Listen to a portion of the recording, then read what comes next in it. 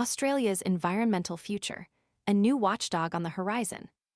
The Australian political landscape is buzzing with anticipation surrounding a proposed new environmental watchdog, a plan shrouded in detail yet brimming with implications for the nation's environmental future. This renewed commitment to establish an environmental protection agency, EPA, follows a previous attempt that met with significant resistance, particularly from Western Australia.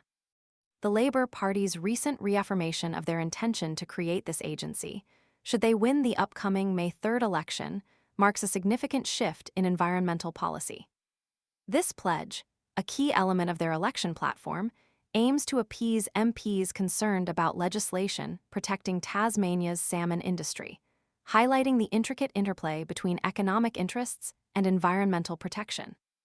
The decision to resurrect the EPA proposal stems from a comprehensive review of Australia's environmental laws, conducted last year by former competition watchdog head Graham Samuel. This review, a landmark initiative, highlighted crucial shortcomings in the current system, advocating for the creation of an independent body to oversee environmental compliance and the establishment of a centralized custodian to ensure the reliable collection and dissemination of environmental data.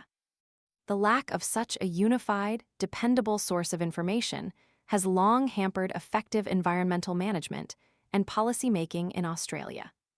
This information gap has frequently resulted in inconsistent application of environmental regulations and hindered the ability to track and assess environmental impacts effectively. Samuel's recommendations went beyond simply improving data collection. The review identified a critical need for independent oversight of environmental compliance, ensuring accountability and transparency across all sectors. Currently, the oversight of environmental regulations is fragmented, leading to inconsistencies in enforcement and a lack of centralized accountability. The proposed EPA aims to address this by creating a single, independent authority responsible for overseeing compliance across all jurisdictions. While the specifics of the new EPA remain unclear, the government's intention is to establish a model that balances environmental protection with economic development.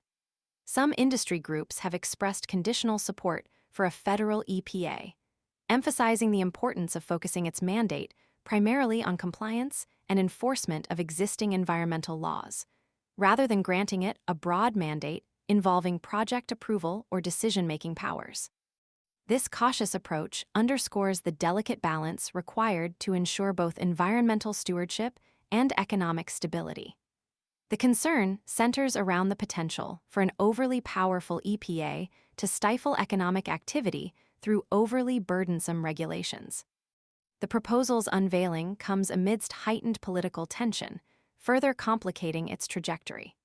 Prime Minister Anthony Albanese publicly announced the government's intention to create a new environmental watchdog model, simultaneously criticizing opposition leader Peter Dutton for his swift approval of Woodside's Northwest Shelf Gas Extension project. Albanese accused Dutton of preempting the outcome of the project's federal environmental assessment, highlighting the contentious nature of balancing energy needs with environmental concerns. This exchange underscores the high stakes involved in the EPA debate, positioning it as a central battleground in the upcoming election. The proposed EPA's exact structure, powers, and responsibilities remain undefined, sparking debate and speculation. The lack of concrete details fuels uncertainty about the agency's effectiveness and its potential impact on various sectors.